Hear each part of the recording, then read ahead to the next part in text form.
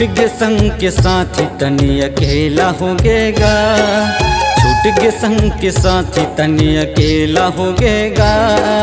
4 दिन के जिंदगी जैसे खेला हो गेगा, 4 दिन के जिंदगी जैसे खेला हो गेगा।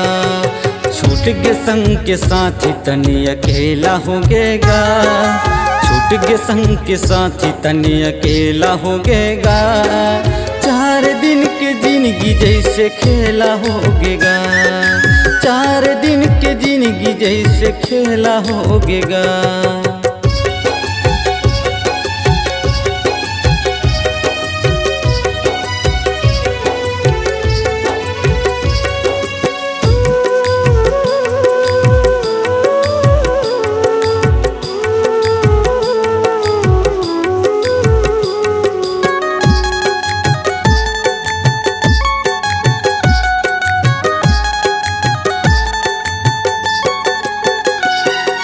सोच रहे हो तोर संग मैं जिंदगी बिताऊं, नान्हे नान्हे लइका ला मैं हाँ खिलाऊं, नान्हे नान्हे लइका ला मैं हाँ खिलाऊं।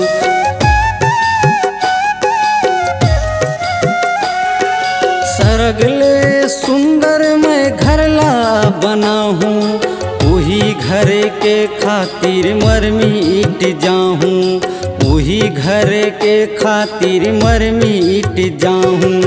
बुझ के दियल बाती घर अंधेरा हो गेगा, बुझ के दियल बाती घर अंधेरा हो गेगा।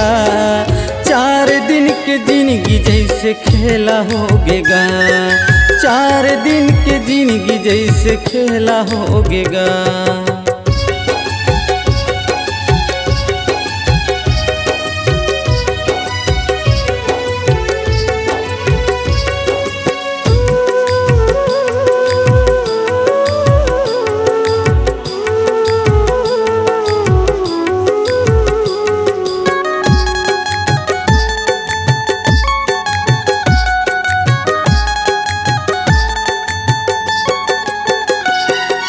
समय के आघूमा काकर चलत है, जिंदगी के नईगा ठिकाना,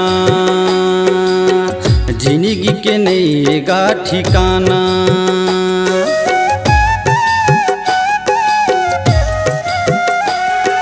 आज पड़े हैं आना रे संगी,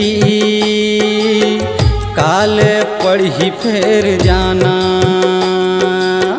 काल पढ़ी फेर जाना। लइका मन के माया मोर बहाना हो गेगा, लइका मन के माया मोर बहाना हो गेगा।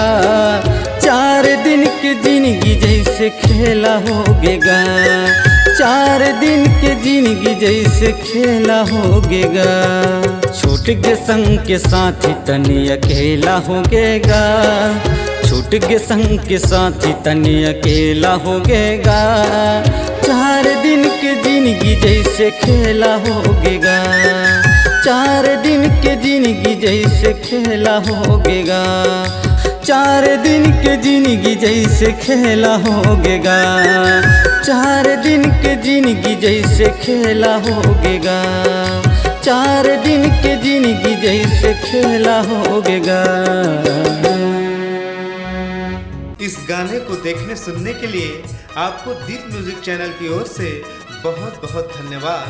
आगे ऐसे ही गाने देखने सुनने के लिए हमारे दीप म्यूजिक चैनल को लाइक शेयर सब्सक्राइब करने के लिए बिल्कुल ना भूलें।